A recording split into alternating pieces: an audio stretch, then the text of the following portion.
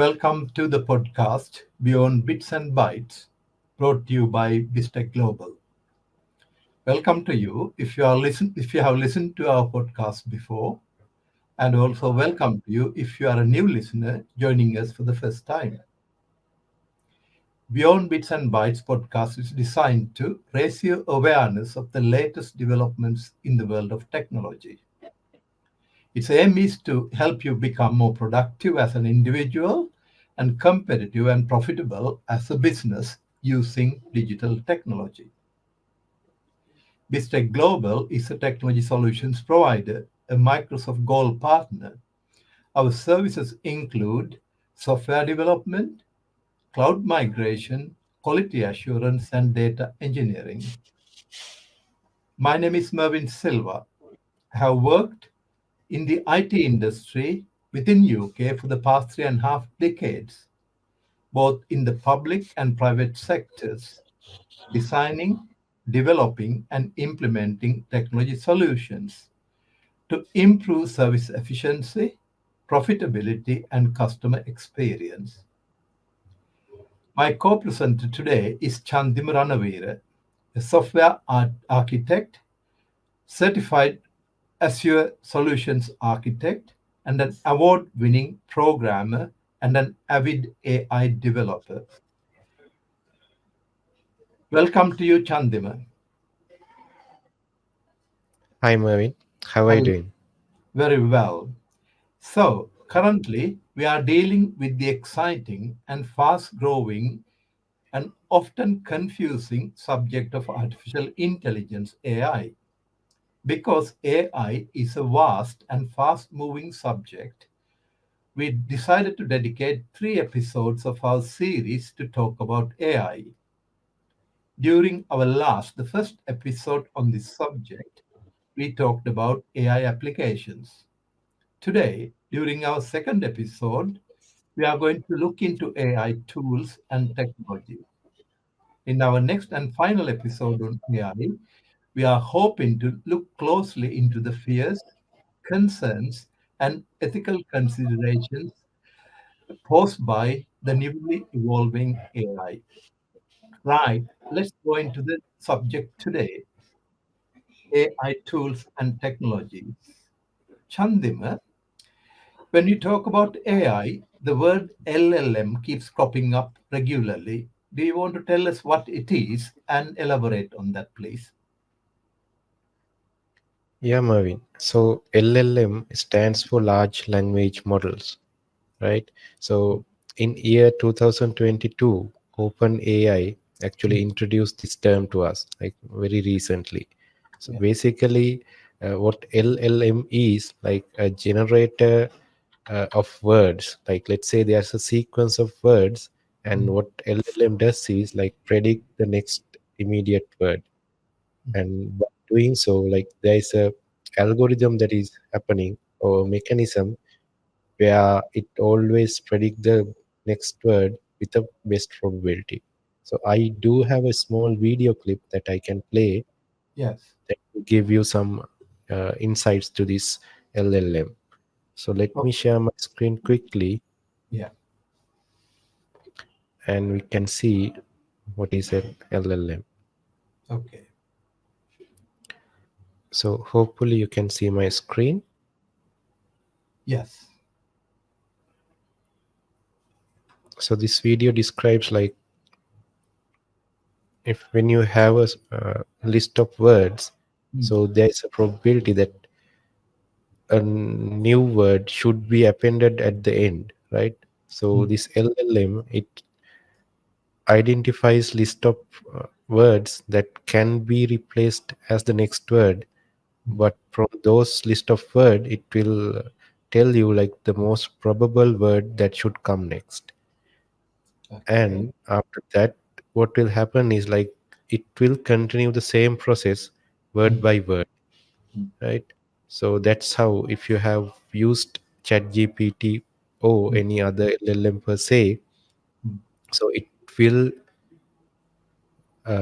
predict that word every time, and it will give you an output that would make a full sentence or a full article per se, right? So you have seen like when you ask for a thesis generated on particular subject, Yeah. so it will start generating from a one word, but it will keep doing until it will reach that particular goal, right? So Yes. that's what LLM is.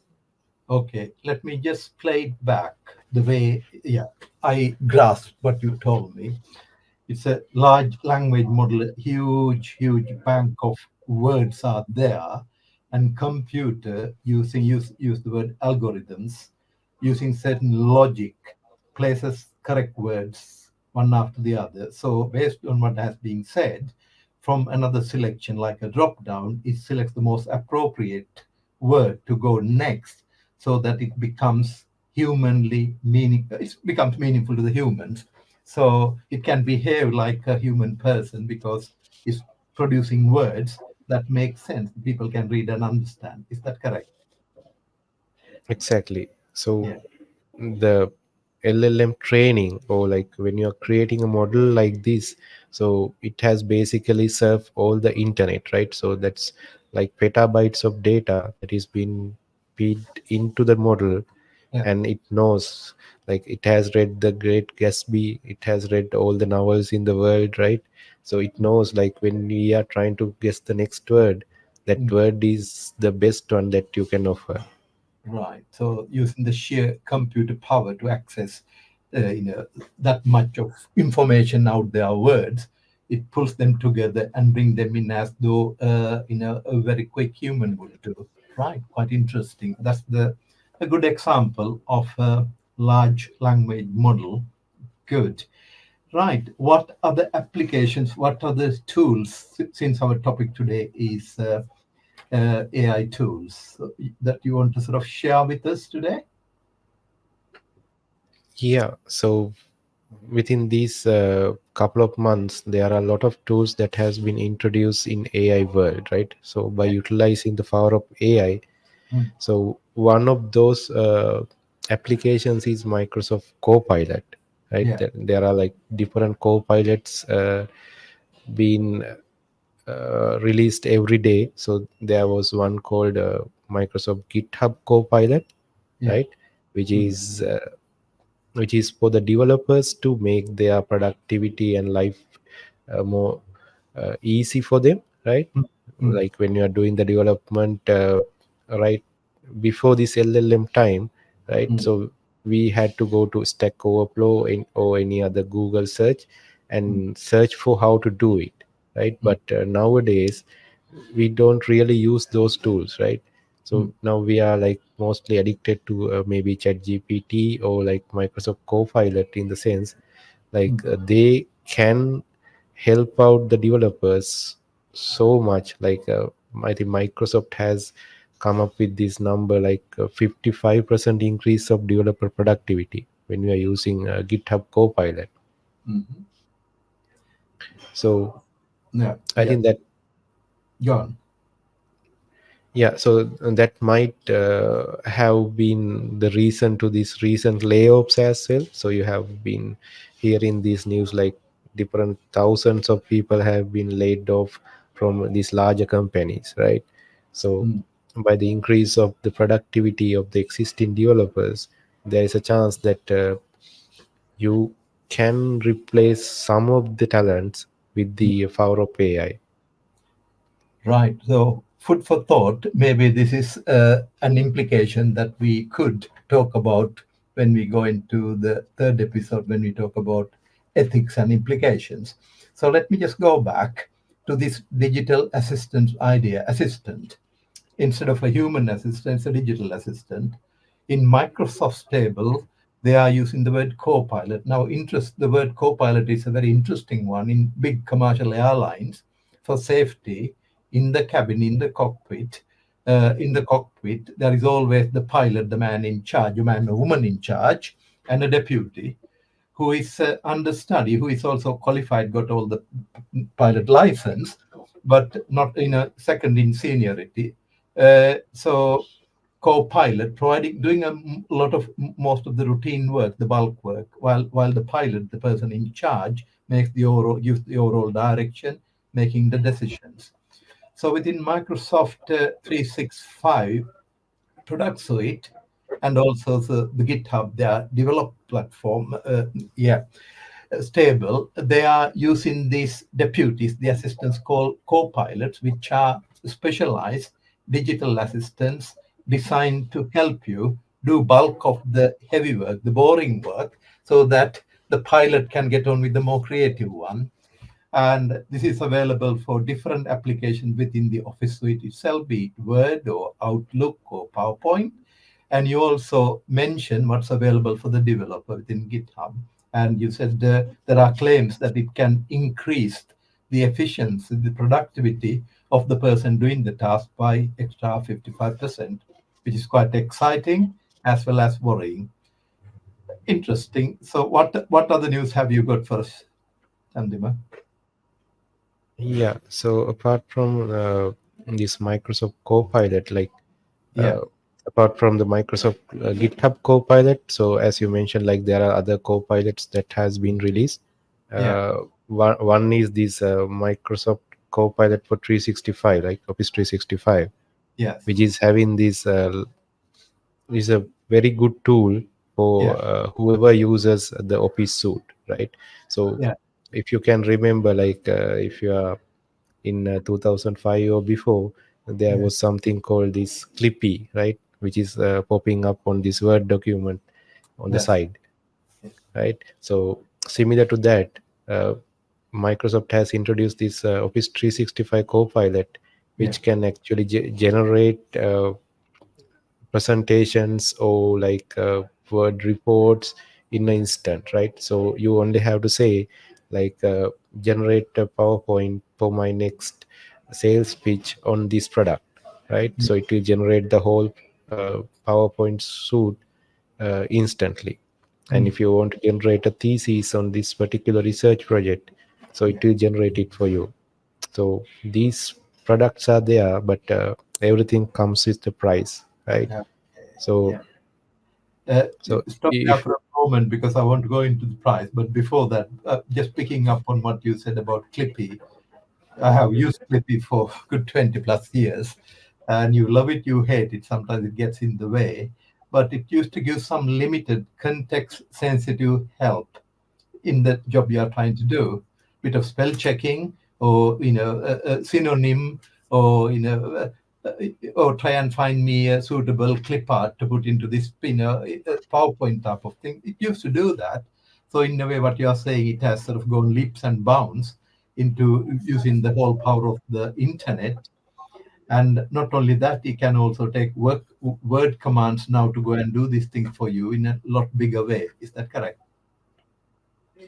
yeah, so it's all like natural language, right? So you can give the commands in natural language, you can do requests, and it Yeah, will take your input as word like yeah, tokens, yeah. and it will come up with a satisfying output.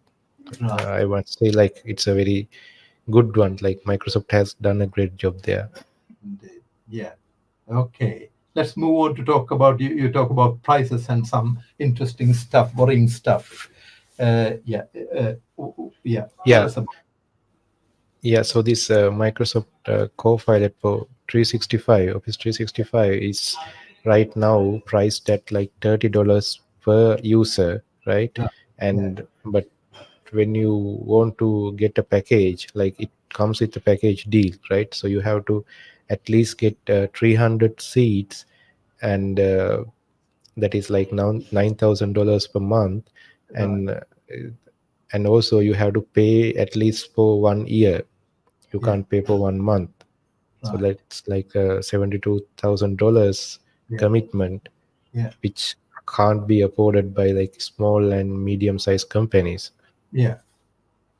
So So quite a lot of interesting, powerful tools are there, but not within the reach of the man on the street or the woman on the street. It's quite expensive. To some extent, you can understand companies like Microsoft must have sunk an awful lot of money to get to this point. And obviously, they are commercial companies with lots of stuff and big overhead, so they need to get the money back.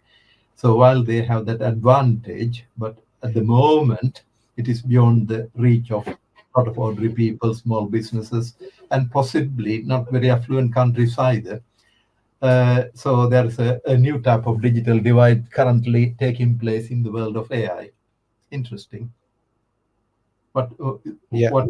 Yeah, So as you mentioned, I mean, like Microsoft, they have invested like 10 billion dollars, as far as I know, right, for OpenAI, the yeah, startup that initiated this whole thing, yeah, right? Now they are trying to get back their money somehow. yeah, So even OpenAI is also struggling, right? So they are giving the product for free, but yeah, at every time a user is like using the tool, yeah. ChatGPT or any other API, it's actually costing money for them. Right. Mm. So what's And happening? Obviously, they need people to use to develop the product, to test it, to improve it. Therefore, they do that. But at the in doing that, it's they are incurring huge losses. Spending a lot of money to get the product perfected. But eventually, being businesses, they will find ways to get the money back. That's the situation we are in. Okay. yeah, So what and happened? uh, Mm. we can talk about the different companies that do have presented their products like AI products right now. So Okay. I think we already talked about ChatGPT, that is Yeah. from OpenAI, right? Yeah. So they Yeah. have different models behind their ChatGPT interface, Yeah. and Microsoft is also offering these services through Bing, right? So if you go to Bing right now, when you're searching, you can see those AI related stuff, right? So you will get results based on the AI search, not Yeah. the classic search that you had some years back, right? Indeed.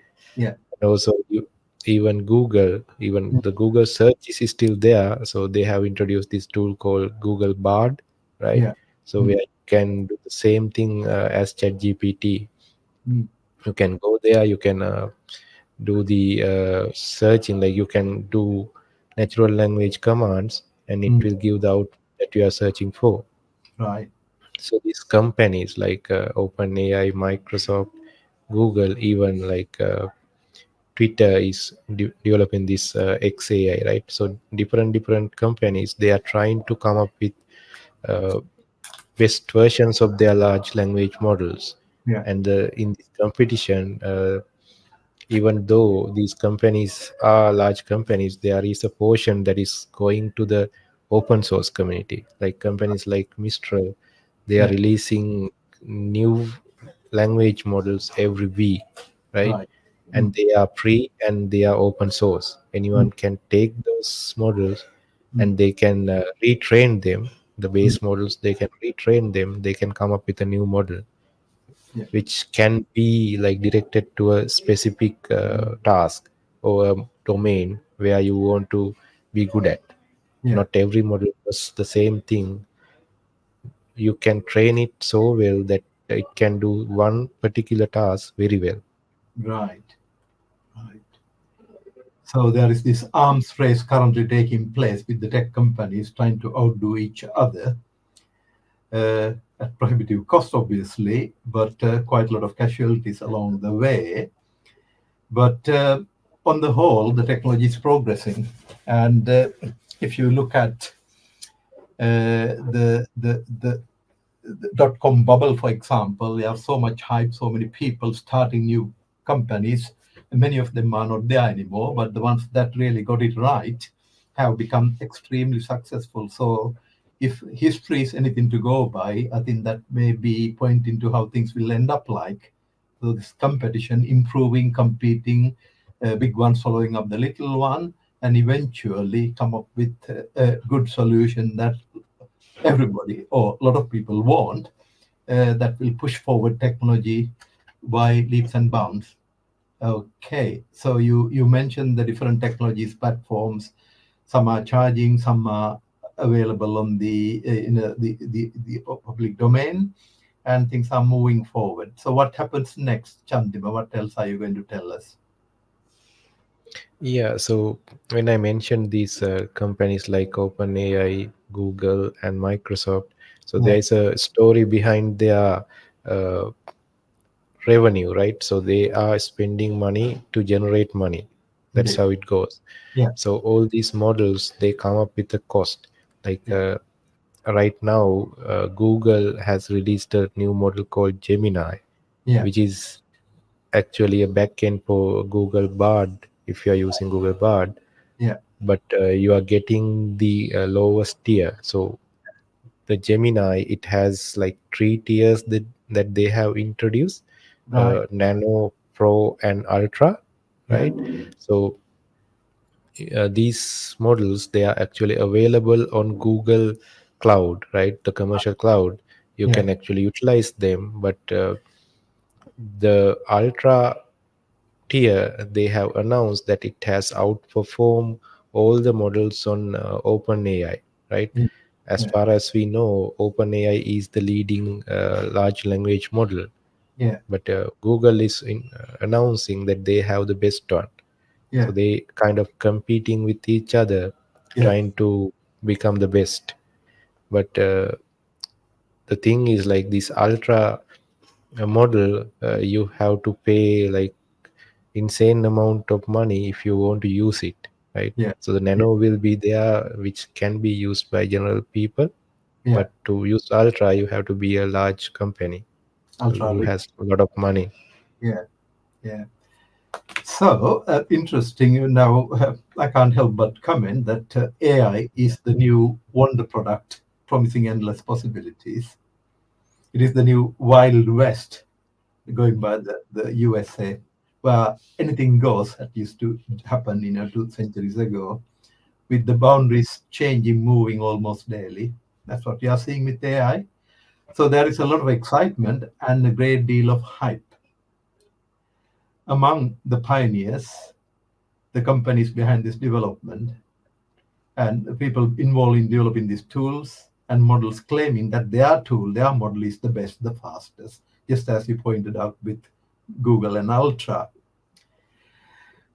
Some people say that because they genuinely believe it is to be the case, but word of caution, there are many others who are driven by ulterior motives making that claim.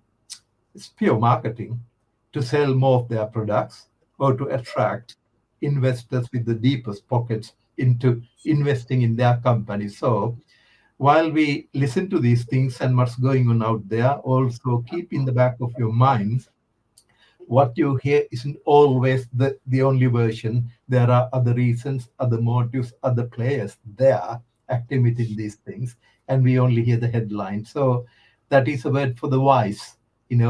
As we enter this AI era, when you hear so much, when you see so much, keep in mind that there is a lot of happening behind the scenes that are driving these claims, these stories. So take it with a pinch of salt is the advice. So we need to exercise caution and be a little bit more objective and discerning. And when people make claims, always look for evidence without getting carried away by the marketing hype and the media glitter. Okay, that brings us very nicely to compare some of the tools. Uh, Over to you, Chandima. Yeah, so when we talk about the tools, right, like Gemini and OpenAI, Yeah, I think even though they are claiming this is the best and this is the best, yeah, so it always comes to a single point where how the people is using this, how you are using it, right? yeah, mm, So for an example, if you want to generate an image, mm, so this Google Gemini might not be the best one. yeah, Maybe the OpenAI ChatGPT or OpenAI DALI 2 might not be the best one, mm, but there are uh, other players or mm, maybe the open source community who is heading towards those directions, like rather than creating models for general public, they yeah, are actually aiming for the specific target mm, audience, right? niche markets. Yeah, okay. Yeah, So I can actually go down this path where there are like different tools yeah. which can which has been developed by the open source community, Yeah. and it can be really useful when you are dealing with this AI stuff. It's quite So useful because there are all these things there. May not make a lot of noise and market, but there, if you can look out, you can find some really useful, powerful tools, and often without costing any money. Okay, it will be quite interesting if you can show us some. yeah, so let me quickly share my screen, right? So let me know when you can see the screen. Okay.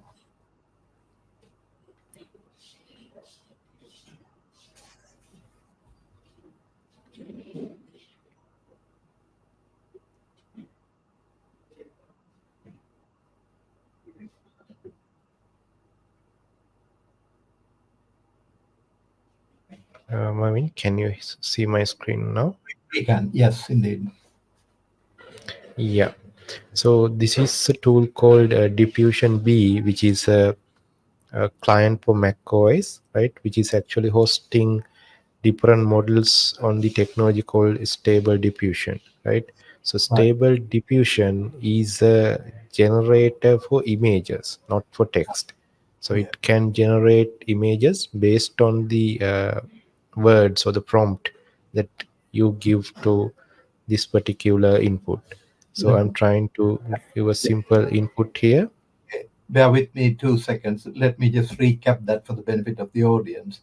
You said this is an image generation tool that takes word commands. You type something in Word and it understands and generates an image to match that description. It's currently available for Apple OS operating system only, not for the PCs. Is that correct?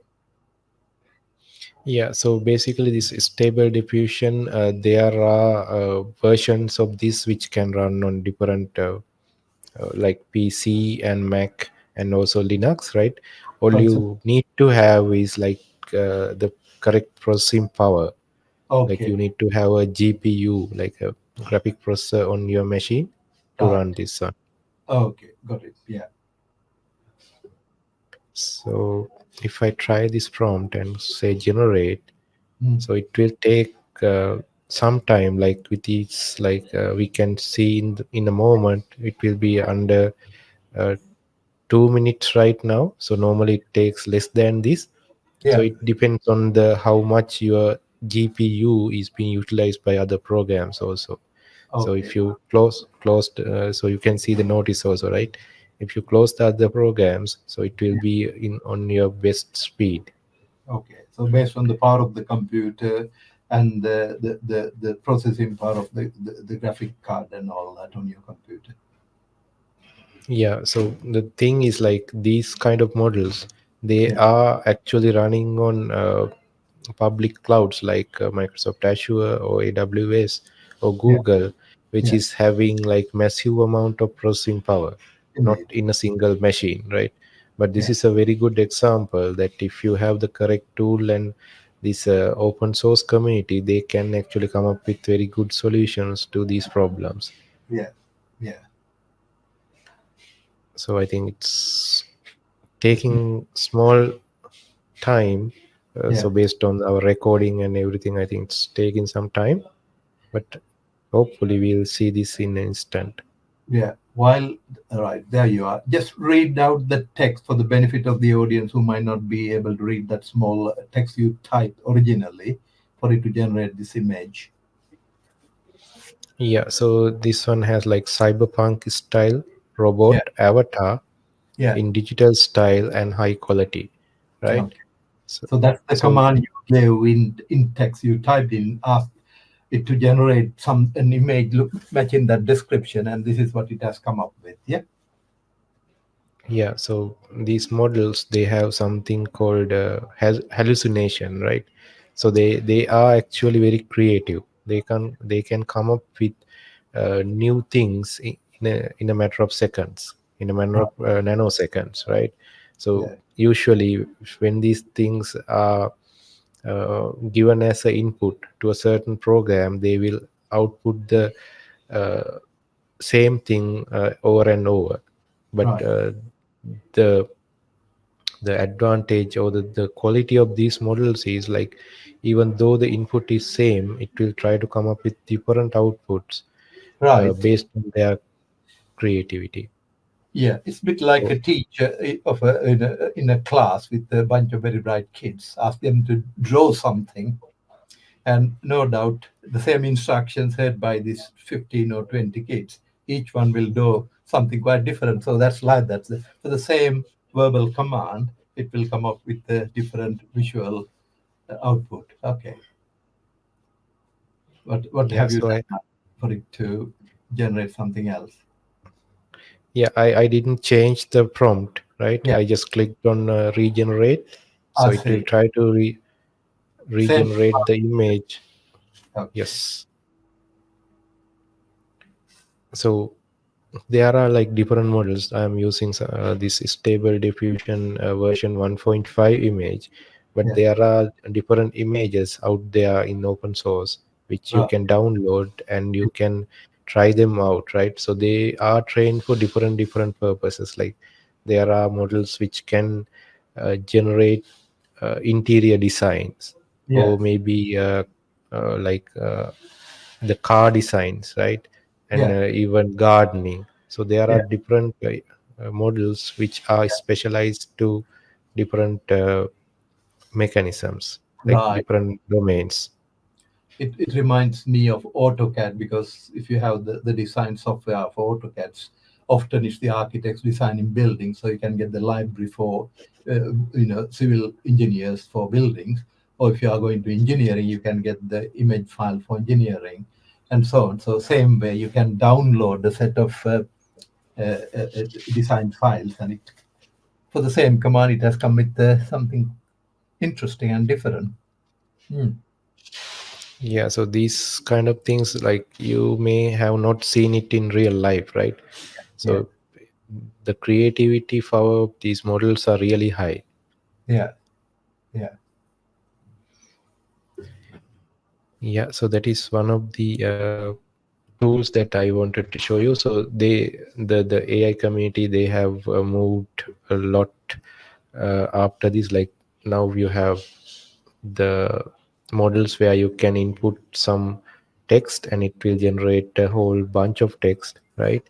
And Yeah. also there are tools which you can input text and it will output an image. And Yeah. also from there they are going for this video and audio generation as well. Right. So Yeah. all type of content creation can be done with AI as of this era, right? Okay. Now things have become quite interesting. In the past, you type something like, Google to say, find me something, it will find out and bring you some text back or a link back. Now you can give a command either by typing through the keyboard or verbally speaking through a microphone. It can come back with the stories, as you notice, bigger text file, or it can come with an image, or you mentioned audio or video. So the possibilities are growing by the day. Interesting. So what next? Yeah, so I'm gonna do a small demo on Yeah. the tool called Codium, right? Which is Codium with E, which is very similar to this GitHub Copilot. So Yes. GitHub Copilot is actually a paid product. So Yeah. this Codium, it is actually a free product, at least for individuals, Yeah. right? This is So for let me, developers and programmers. Yeah. Okay. Tool for them. yeah, Okay. this is for the programmers to like increase their productivity. Okay. So let me know when you can see my screen. Okay. Yes. Coming through. We can now. Yeah. So this code piece, like here, I have opened a TypeScript file where you have like different functions. So Yeah. one of these functions is actually creating a report, but this report name is somewhere hard coded, right? So this name is same every time when you run it. Yeah. So what if I want to create the report name every time with a different name, like a random name, Yeah. right?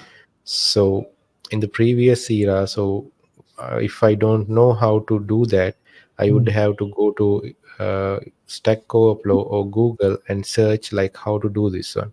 mm, But right now, it mm, has become so easy that you have to do only commenting on this. Let's say mm. function to generate Yeah. ran- random file names, Right. right? So you can see it automatically gives me the method name, function name, Yeah. and if I wait enough, so it Yeah. will show me the Yeah. code for generating a random file name. Right. Right. So if you're So a programmer, it's there on a plate for you to pick up and say, yes, I'll put it there without having to sit and type yeah, it. Yeah. Okay. Now, just to yeah, go so back one step for the benefit of the audience who may ask the question, well, why is it so important to have a new file name every time? In the absence of that, you may spend a lot of time writing a program.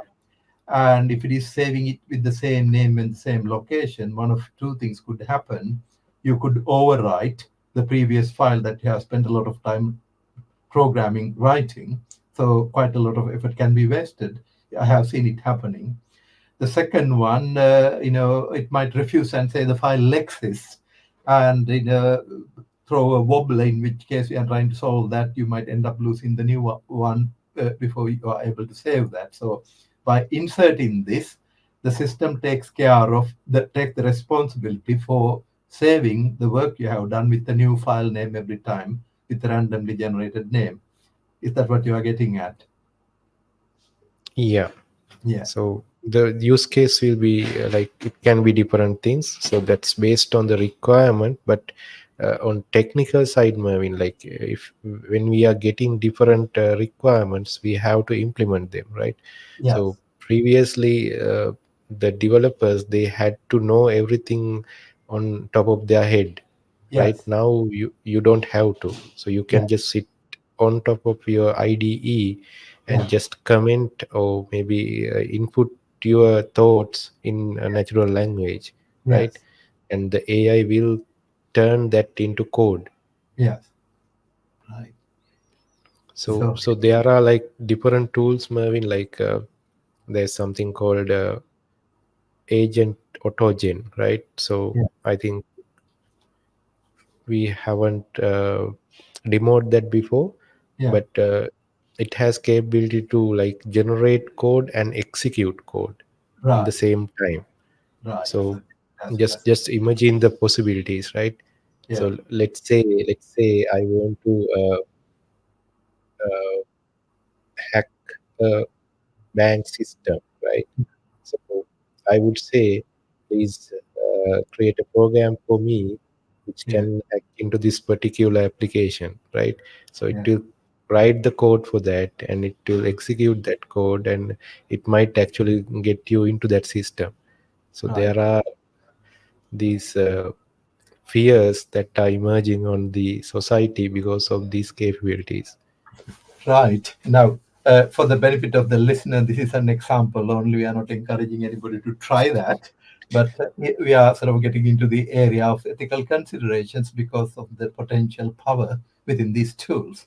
Yes. So by just giving a command, it actually does all the necessary work, all the technical work that you otherwise will have to spend years learning and months writing. It does it for you. And not only writes it, it checks and makes sure it's working and does the job for you. And here we are, the door is open that you want to get into as an example.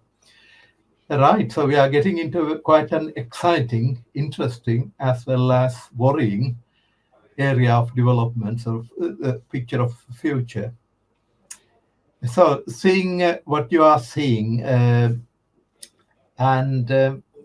looking ahead at this journey, what sort of pointers, what sort of thoughts you want to share? A few concluding remarks before we bring this particular episode to an end. What are your thoughts, Chandima? Yeah, so where I see it, Mervin, like the world is changing and it's going to, we can't stop it, right? So only thing what I see is there are certain concerns that has been emerging on the governments, the regulators, Yeah, which are trying to come up with some sort of smoothness yeah, to this whatever the happening, the revolution that is happening, yeah, right? yeah, So I think we would be able to talk about that on the next episode, the upcoming episode. indeed. I remember seeing a picture a while ago that when the motor car was first invented over a century ago, and then after a lot of effort, trial and error, eventually started going on the roads, the law was a man wearing a flag had to walk in front, warning the pedestrians a motorized vehicle is coming, make way, otherwise you get run over. So that was the attempt to control the speed and make sure everybody else, the road users, are safe. So that is a typical example of that time, how they were trying to manage the innovation that was taking place. And nowadays, obviously, we don't see a single car with a man walking in front of it. Uh, so, in a way, in the world of AI, there are attempts, there are people recognizing authorities feeling that something happening in a big scale had huge implications, both for good and bad. Therefore, this needs to be managed carefully, otherwise it could, be out of control, cause a lot of harm. Hence, different governments, different organizations are making various attempts to legislate, control, agree codes of conduct, and so on going on. But it's early days. As I said earlier on, it's at the moment feels like the Wild West, where everybody's jockeying for power and positions. So that brings us very nicely to the end of this episode, which is our second episode, where we looked at some of the tools, a few of the tools and technologies. There are a lot more that we can't fit into a short program like this, podcast like this. So we looked at some of the tools and technologies. And in our next episode, we are going to look at the thing that we talked about, the things that are causing worry and even sleepless night for some people in charge, the ethical implications, things that need to be put in place, frameworks for this to be a force for good. So when we meet next time, we'll be looking at the AI and the ethical considerations. Until then, take care. Goodbye. Goodbye.